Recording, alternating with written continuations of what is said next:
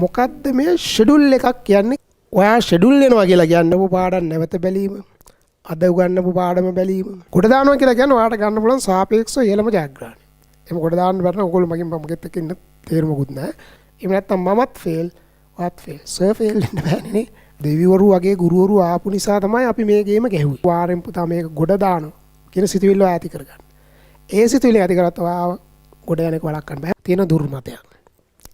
සමහර ඉදා ඉන්නවා රයිට්. එක විෂයට යන්න ඕනේ ගුරුවරු දෙන්නෙක් ගාවට. ඉතින් පුතේ කටපාඩම් හරියන්නේ. හැබැයි හදපු ගාන ආය හදන්න කියන්නේ. ඒ ගාන තවදුරටත් අතුලාන්තයට බහිමින් වටේ සැරිසරමින් බොක්කටම තියරිය දාගන්නමින් කරොත් ඔයාට ඊළඟ දවසේ ඒ වගේ ගානක් හම්බ වෙනකොට ගේමක් නැතුව කොට දාන්න. ටාගට් කරලා ඒක ඇචීව් කරාම එනවා පුතේ ඇඟට ගතියක්. ඒ ගතිය විඳින්න. දැන් මැත්ස් කරන ඔයගොල්ලෝ අපි භෞතිකව තාම ලොකුවට හම්බුනේ නැහැ. ඔන්ලයින් වැඩ යන්නේ. හිටින්ද භෞතික පටන් ගන්නවා. හැබැයි 2023 A level කරන අපි අවසානයේ අපේ කතාව ලියවෙන්න ඕනේ 2023 වැඩේ ගොඩ දැම්මා කියලා. එහෙම ගොඩ දාන්න බැරි නම් ඔයගොල්ලෝ මගෙත් එක්ක ඉන්න තේරුමකුත් නැහැ. ගොඩ දානවා කියලා කියන්නේ ඔයාලට ගන්න පුළුවන් සාපේක්ෂව ඉහළම ජයග්‍රහණය. පුතේ ඉස්සල්ලාම කරන්න ඕනේ ඔයාගේ වැඩේ තියෙන ඔයාගේ හිත තමයි පුතේ අංක 1. පළවෙනි දේ මේක තුල ඔයාගේ ඔළුවට ගන්න ඕනේ 2023 විභාගේ ගොඩ දානවා. ඇයි ගොඩ දාන්නේ අරක මේක කතන්දරේ දැන් දන්නවනේ නේ. ගොඩ දැම්මොත් ගොඩ යන්නේ ඔයා සහ ඔයාගේ සමීපතය. සමීපතම යන අම්මා තාත්තා ගොඩ දාන්න පුළුවන් මේකෙන්. ඔයා ආදරය කරන හැමෝම. සහ නිර්මාණය වෙන්නේ ඔයාගේ ලයිෆ් එක.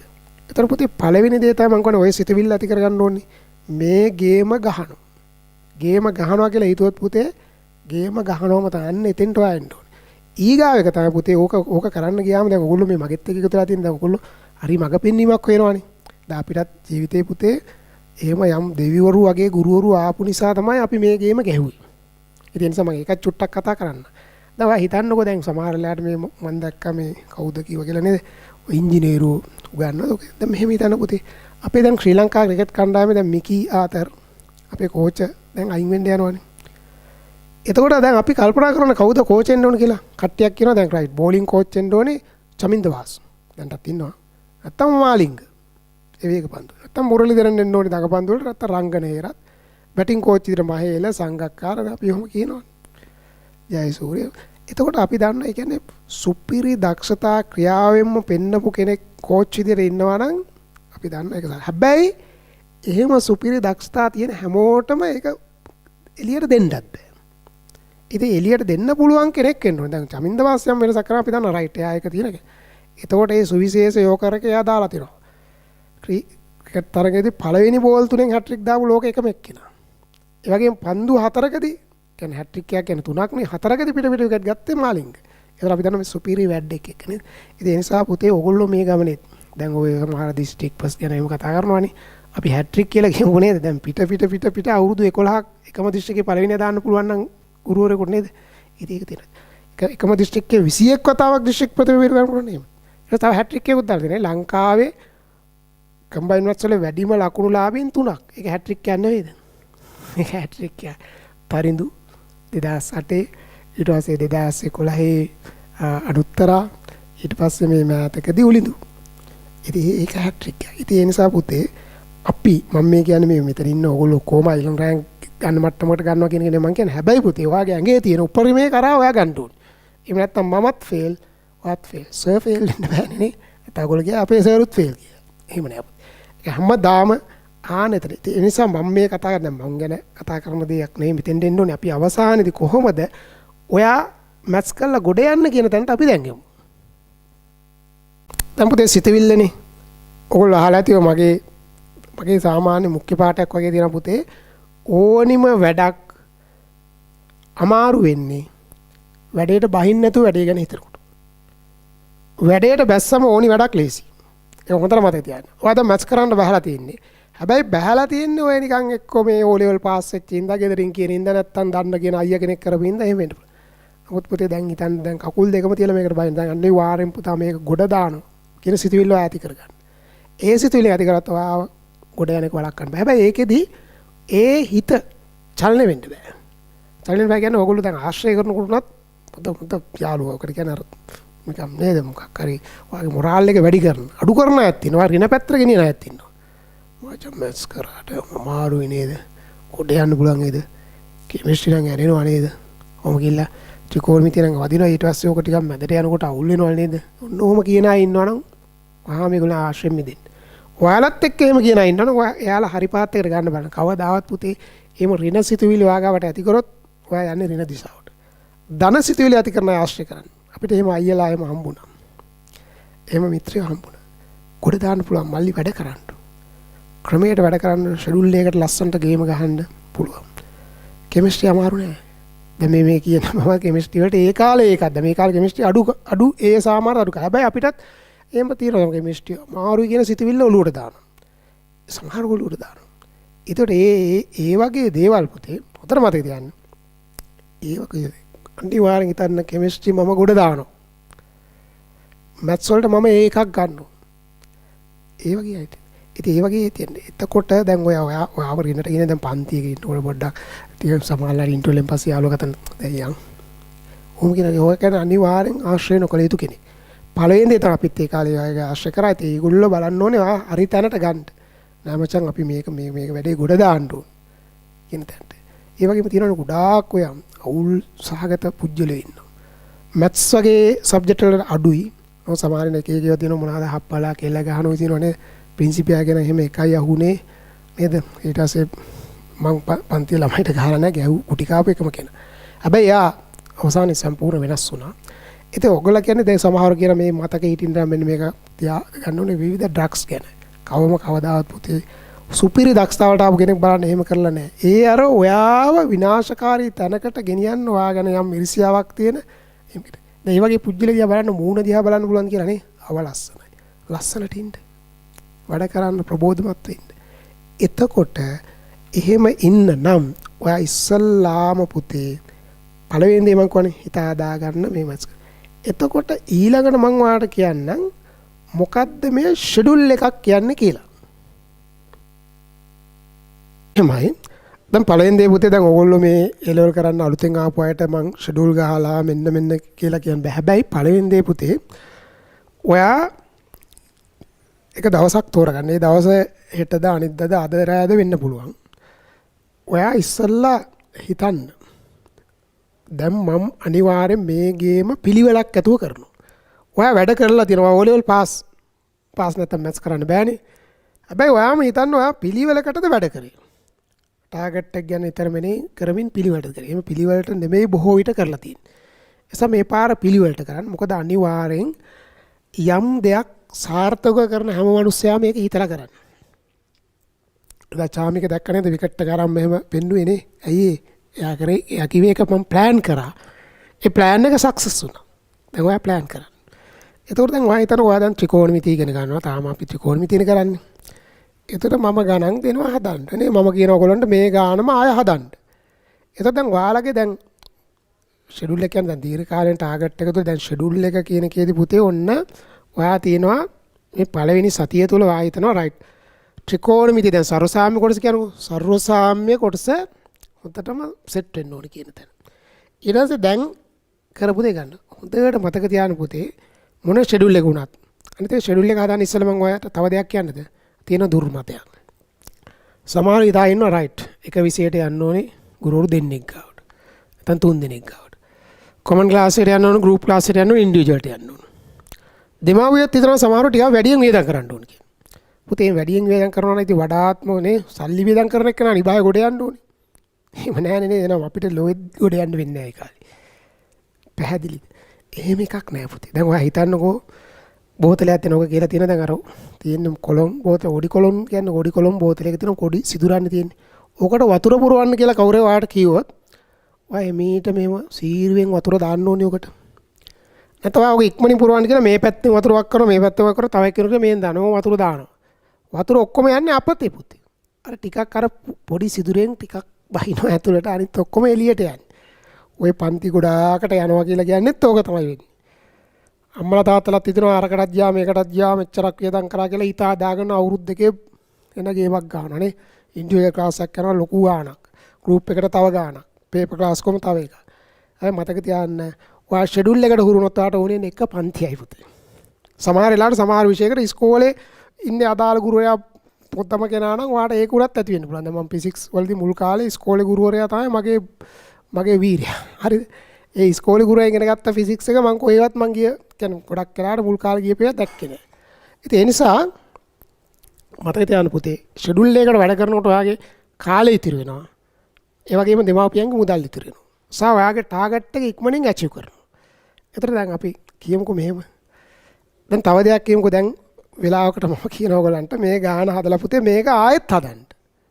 ඔයගොල්ලෝ බලන්න යකෝ මේ කටපාඩම් පළවෙනි දෙදා පුතේ කටපාඩම් හරියන්නේ. හැබැයි හදපු ගාන ආයෙ හදන්න කියන්නේ ඒ ගාන තව දුරටත් අතුලාන්තයට බහිමින් වටේ සැරිසරමින් බොක්කටම තියරිය දාගන්නමින් කරොත් ඔයාට ඊළඟ දවසේ ඒ වගේ ගානක් හම්බ වෙනකොට ගේමක් නැතුව කොට දාන්න. අනිත් එක මනුස්සයාගේ ස්වභාවය තමයි පුතේ දෙයක් දැක්කම ඒක ටික දවසකින් අමතක වෙනවා. දැන් හිතන්නකෝ මෙහෙම ඔන්න තියෙනවා මේ කැලෑ වැදිලා අපි හිතමු පිට්ටනියක් කියමුකෝ සෙල්ලම් කරනවා ඔය කැලේ වැදිලා එහා කොනට යන්න ඕනි වාට. ඔය දැන් මෙහෙ ඉඳන් යනවා. කැලේ මේ වල්ලාත් කර කර පාරක් හදාගෙන යනවා ගොඩක් වෙලා යනවා. එහෙනම් තමයි ඉස්සල්ලාම කෙමිස්ට්‍රි වල මොනවා හරි ජෙනරල් කෙමිස්ට්‍රි වල නෝට් එක බලනවා නැත්නම් ෆිසික්ස් වල මොනවා හරි යාන්ත්‍රික විද්‍යාව නෝට් එක බලනවා අමාරුයි. ඒක බලනවා ආයි ෂෝට් නෝට් එකක් ගහනවා ඒක හදලා බලනවා. ඔහොම සමහරලාට පිටුවක් පාඩම් කරන්න හරියට පාඩම් කරන එක්කනට පැයක් යනවා. මට ඒ කාලේ සමහරලාට පිටුවක් පාඩම් කරන්න පැයක් යනවා. හැබැයි ඉස්සෙල්ලා මාන්සලා බොක්කෙන් පාඩම් කරන දවසේ ඒක පැයක් යනවා. ඊළඟට ආයෙ සතියකින් විතර ආයෙ නෝට් එක බලනකොට අර තරම් වෙලාවක් යනවා. අර කලින් තියෙන මතකේ එනවා. එහෙම යනවා. ඊළඟට ඔයා අර පාර කැලේ එලි කරගෙන ඔහොම ගියා. ඊළඟට ඒ පාරෙම ආයෙ ආවා. ඊළඟ දවසේ යනකොට ඔයාගේ අඩිපාරම ඔයාට පේනවා. පාරක් පේනවා. ඒක යනවා. ඔයා තව ටිකක් අවට සිරි නරඹමින් යනවා. ඔහොම යනවා. එහෙට යනවා මෙහෙට යනවා. ඊළඟ ආයෙ ඔයා ගියා ඔයා දැන් ඒක ෆිට කියලා හිතලා ආයෙ මාස දෙක තුනක් යන්නෙම නැතු ඉන්නේ පාරේ. ආයෙ ඇවිල්ලා බලනකොට පාර හොයා ගන්නවත් නැහැ. ඒ පාර හොයා ගන්නවත් නැහැ. එතකොට අන්නේම තමයි අපි පාඩම් කළා පාඩමක් ෆිට කියලා සෙට් කියලා ඒක අයින් කරලා තිබ්බම සමහරවිට අපිට අර මුල මතකේ ආයෙ අපෙන් ගිලිහෙනවා. හැබැයි ඊළඟ පාර ආයෙ පාර හදාගෙන යන්න ගියාමත් යම් යම් මතක එනවා. ඒ නිසා මතක තියාගන්න. ඔයා ෂෙඩියුල් වෙනවා කියලා කියන්නේ ඔයා දැනට කරන්නේ ත්‍රිකෝණමිතිය බහුපස්සිත ඔය පාඩම් ටිකනේ. පහු කාලේන ඔයා යනවා රයිට් කරපු පාඩම් නැවත බැලීම. අද උගන්වපු පාඩම බැලීම. ඔය සියල්ල ෂෙඩියුල් එක තියලා තියෙනවා. ඒතර ෂෙඩියුල් එක බෙදා ගන්න ලේසි පුතේ. Chemistry, physics, combined maths. ඔය තුනෙන් තියෙන්නේ. අපි හිතමු සඳුදා මේ වෙලාව මෙහෙම. ඒක මතක තියාගන්න ඔය ෂෙඩියුල් එක ගහන්න පුතේ. ඒක මම ෂෙඩියුල් එක ගැන වෙන වීඩියෝ එකක් ඔයාලට ඉස්සරහට කරනවා මේ තව ටිකක් කල් ගියාම. මොකද තාම ඔයාලට එහෙම ලොකු මේ සබ්ජෙක්ට් වයිස් කරලා නැහනේ. හැබැයි පුතේ දැනටත් ඔයා දවසක් තෝරාගෙන ඉස්සෙල්ලා බෙදා ගන්න. සඳුදා රයිට්. තාම ඉස්කෝලේත් නැහනේ මට මෙන්න මේ ටික මේ පන්තියේ තියෙනවා මේ තියෙනවා. සඳහවස එදා උගන්වපු ටික එදා බලන්න ඕන. හොද්දට වැඩ දාපු හැමෝම මම ඔය අර අයිලන්ඩ් ෆස්ට් රෙච්ච තුන් දෙනා එක්කෙනෙක්. එයාගේ අම්මා කියපු කතාව නිසා මම නම කියන්නේ නැතුව කියන්නම්. එයා කියනවා මේ දවසක් අම්මත් මත් කතා කරේදී කියනවා මේ උගන්වන්නේ ඔක්කොම මම දන්නවා සර් කියන වචන පාව මම දන්නවා. දැන් දන්න ඔන්ලයින් ඉඳ සමහර අම්මලා තාත්තලා දන්න ඒ කාලේ මම ඒක කොහොමද කියලා. නැස අපේ දුවද පුතාද කියලා තවටින් කියනවා. පුරුද්දක් තියෙනවා ගෙදර ඇවිල්ලා මේ වයිට් බෝඩ් එකක් තියෙනවා. ඕකේ සර් උගන්වපු ටිකම උගන්වනවා. දැන් මම හදපු ගාන මෙහෙම කියලා අර මං කියපු දේම කියා හදනවා. එයාගේ ඇවිල්ලා එයාගේ අනන්‍යතාවය. ඒතර එයා මොන જાතියින් හරි ඒ වගේම අනිත් සබ්ජෙක්ටුත් එහෙම කරලා අර එදා කරපු දේ එදා බලනවා. තව කෙනෙක් තව විදියකට. ඒතකොට දැන් එයා ඒකට ඇඩික්ට් නේ පුතේ. දැන් ඔයගොල්ලෝ ෆෝන් එකට ඇඩික්ට් වෙලා ඉන්නේ. එතකොට එයා දන්නවා රයිට්. මොන જાතියින් හරි මේ වැඩේ දුවනවා. එතකොට අනිවාර්යෙන් පන්තියේ ඉගෙන ගත්ත දවසේ එදා රෑ කියන්නේ ෂෙඩියුල් එක තුල ඔයාලා තියෙන්න ඕනේ ඒ උගන්වපු එක යලි බැලීම. සමහර ආතප්පාත නැති අය ওই පන්තියේදීමත් නේ අපි පොත බලනකොට ගාන හදන්න නැති අය බැලුවම කලින් සතියේ නෝට් එක බලලවත් ඉන්නේ. මං කියන එක 3-4 ගමන බලලා ඉන්න ඕනේ. ඒ නිසා ඒ ෂෙඩියුල් එක ගාන එක තුල අපි දැනට තියන බලන් සඳුදා උදේ වරුව මේක කරනවා අවස මේක කරනවා නේ. ඒ අතර ඔයාලට ෂෙඩියුල් එකක් ගෙවම තේරෙනවා අනිවාර්යෙන් ඔයාලට නිදහස් කාලෙකුත් එනවා. ඉස්කෝලෙන් පටන් ගත්තම ඉස්කෝලේ හෝම්වර්ක් කරන්න තියෙනවා ඔක්කොම තියෙනවා. ඒ අතර අර පන්ති ගොඩාක් පුරව ගන්න නැති ළමයිට යම් දවසක හවස් වරුවක් කියනකො පන්ති මොකුත් නැහැ. ඉතින් එදාට තියෙන පහුගිය උගන්නපු ඒවා ආයෙ බලන එක. ඉතින් ඒකෙදී අපි දැන් සාමාන්‍ය මාසෙකට නෝට් එකක් ගන්නකොට රයිට් කෙමිස්ට්‍රි වල මෙන්න මේ පාඩම වුණා ඒක නැවත බලන්න ඕනේ. තව මාස දෙක තුනක් ගියාට පස්සෙත් අර ඉවර කරපු පාඩම දැන් ඉවර කියලා පැත්තක තියන්නේ නැහනේ. ඒ අතර මං කිව්වාගේ අර හොඳ මග පෙන්වන්න එක්කවා තෝරගත්තම ඒගොල්ලෝ තියෙනවා විභාග. අනිවාර්යෙන් ලියන්න ඕනේ පුතේ. එතකොට ඔයාගේ අර ෂෙඩියුල් වෙනස් වෙනවා රයිට්. විභාගයට පෙර සූදානම්. විභාගෙන් මං ගන්න ලකුණු කීයද? ටාගට් කරන 75. අනේ මෙන්න ආවේ 40යි. එතකොට ආපහු අර ෂෙඩියුල් වෙනස් කරනවා රයිට්. මම ඉගෙන ගන්න විදිය වැරද්දක් තියෙන එක කොහොමද හදන්නේ? සර් එක කතා කරලා බලන්න ඕන. අත්දැකීම් තියෙන අයලත් එක්ක කතා කරලා බලන්න ඕන. අන්න ඒ වගේ පුතේ. හරිද? ඒ නිසා මතක තියාගන්න. ඔයා පළවෙනි දේ තමයි උදේට නැගිටිනවා නම් උදේ තමයි ගොඩාක් වෙලාවට හොඳ පුතේ ෂෙඩියුල් එකක් ගන්න. කවුරුත් නැති වෙලාවක Taman තනියෙන් තමයි ඒක කරන්න ඕනේ. ඒකේ තියෙනවා මගේ මේ මාසේ මෙන්න මේ ටාගට් එකට යනවා. මේ සතියේ මේව. දැන් දැනට අපිට ඒක ලොකුවට කියන්න බෑ. දැන් ඉවරෙච්ච පාඩම් නැහැ නේ පුතේ. ඒ වුණාට අපි දන්නවා රයිට්. ත්‍රිකෝණමිතියේ මේ කොටස මම කරා. දෛශිකවල මේක. දෛශිකවල සංගුණක සමාන කරලා හදන જાතිය ගණන්. තිග්ගුණිතේ නෝට් එක මම 3 පාරක් කියවන්න. ඊළඟ පන්තියට යන්න කලින් 3 පාරක් කියවන්න. ඒතකොට ෂෙඩියුල් එක තියලා තියෙනවා රයිට් සඳුදා තිග්ගුණිතේ බැලීම. ඒතර දන්නවා. ඒතර ඒත් බැරි නම් ඔයා දන්නවා රයිට්. තවත් මගේ අඩුපාඩු තියෙනවා. මම ඔක්කොම උතර සෙට්ල් ආවා. නමුත් සර් කියන ගාන වෙනස්. ඒ view එක මට හවුන්නේ නැහැ. නිසා අන්න ඒක. ඒ සියල්ල එක පුතේ ඔයාට අනිවාර්යෙන් ඔයාගේ ප්‍රගතිය මාක් වෙන්න ඕනේ. ඊට පස්සේ හැමදාම ඔයා හිතන්නකෝ සඳුදා උදේ පාන්දර නැගිටලා ෂෙඩියුල් එක ගෙවුවා කියලා. එක්ක ඊළඟ සඳ උදේ එහෙම නැත්නම් ඔයා ඉරිදා රැට බලන්න ඕනේ ඔයා ෂෙඩියුල් කරපුවා හරිද හරියේවදී ඔයා දාන 100ට 100 නම් හරි 150යි 100ට 100ක් සාමාන්‍ය වෙන්නේ නැහැ. එහෙම කළා හරි දාන්න. එතකොට මාර ෆිට් එකක් ඇඟට එන්නේ. ඔයා දෙයක් ටාගට් කරලා ඒක ඇචීව් කරාම එනවා පුතේ ඇඟට ගතියක්. ඒ ගතිය විඳින්න. එහෙම නැතුව නිකන් ඔය ගිහිල්ලා ඔයා මේ ෂෙඩියුල් එක ගහන්න සතියක් පහුනොත් පුතේ ඔයා එළවලි බාය ගන්න රිසල්ට් එකේ යම් ප්‍රමාණයක් ඔයාගේ ඇඟේ තියෙන උපරිමයෙන් යම් ප්‍රමාණයක් පහළ මට්ටමකට ඔයා වැටෙන්නේ. ඔයා අද වැඩේට බැස්සොත් පුතේ ඔයාගේ ඇඟේ තියෙන දේ තව ටිකක් ඉස්සරහට යන්න. ඒක හොඳට මතක තියාගන්න. හරි? ඒ නිසා ඒ සිතුවිල්ල ඇති කරගත්තා ෂෙඩියුල් එක හරහා මොකද වෙන්න ඕනේ? ටයිම් ටේබල් එක. ෂෙඩියුල් එක කියන එකේදී මම කිව්වා නේද මෙන්න මේක එන්න ඕනේ මම මේ තැනට එන්න ඕනේ. මේ පාඩමේ මේ ටියුට් එකේ ගණන් ඔක්කොම හදන්න ඕන. ඔක්කොම හදන්න ගියාම හදන්න බෑ. එහෙනම් දවසක් දාගන්නවා. අපි තාම සඳහා දාගන්න සර් හදපු ගණන් ටික නැවත හදනවා.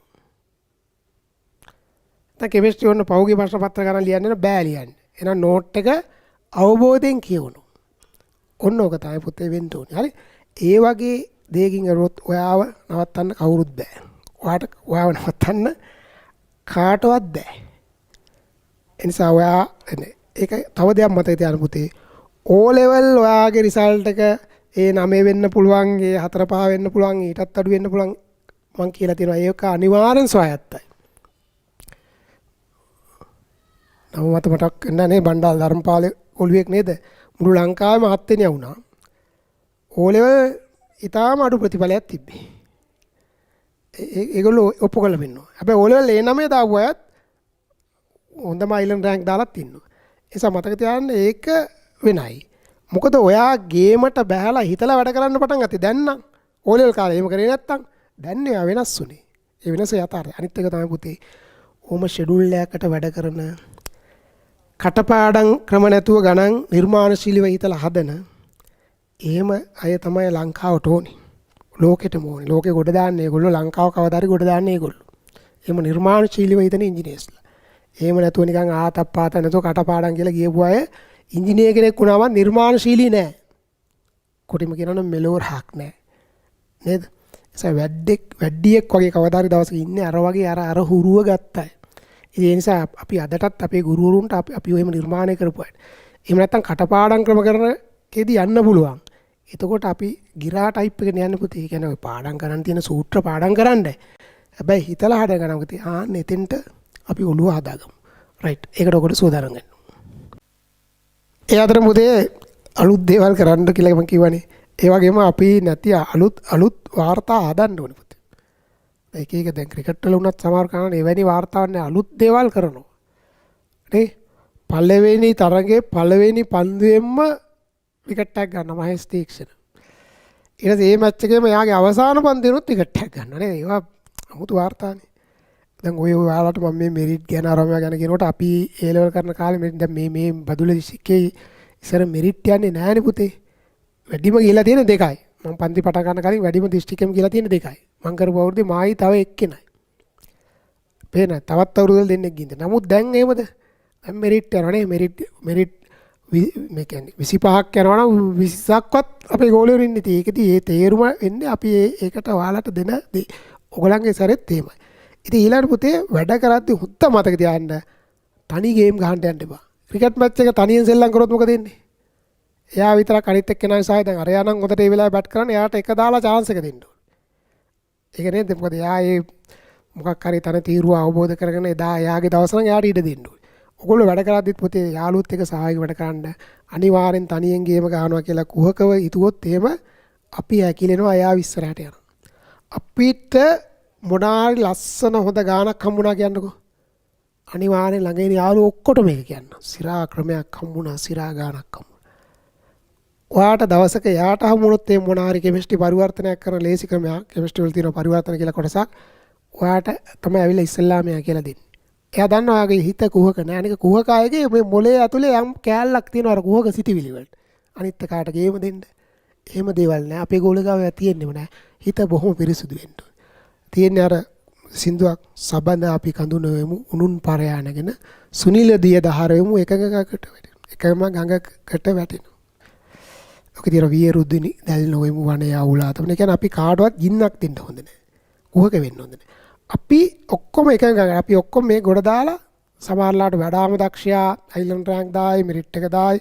හැබැයි අනිත් එක්කනත් ඒකම වෙලා අපි ආයි ඉංජිනේරින් ෆැකල්ටියට යනවා. ඉංජිනේරින් කොම අපි ඉංජිනේරින් ෆැකල්ටියට යනවා, එක්ක ෆිසිකල් යනවා, එහෙම නැත්නම් ප්‍රයිවට් කැම්පස් යනවා. CTB බස් එකක් නැත්නම් අපි පාරට ගියාම ප්‍රයිවට් එකේ හරි යනවානේ. ඉතින් ඒක ඒ වෙලාව බලමු. හැබැයි ඉතින් ප්‍රයිවට් කැම්පස් යනකොට අපිට අම්මා තාත්තට තව ටිකක් බර දෙන්න වෙනවා. ඒ නිසා මතක තියාගන්න. එහෙමයි. අර මම හිතර කියන්නේ වියරු ගිනි දැල්ලම කියන්නේ අර පොඩි උන්වත් බය කරන්න එපා. කවදාවත් පොඩි උන්ට කියන්න බෑ මේක අමාරුයි කියලා. ඔයා ගොඩ දැම්ම වගේම යට ඉන්න සෙට් එකට කියන්න මේක ගොඩ දාන්න පුළුවන්. යාළුවටත් කියන්න මචං මේක කරන්න පුළුවන් ගොඩ දාමු. වරදින්නේ නැහැ.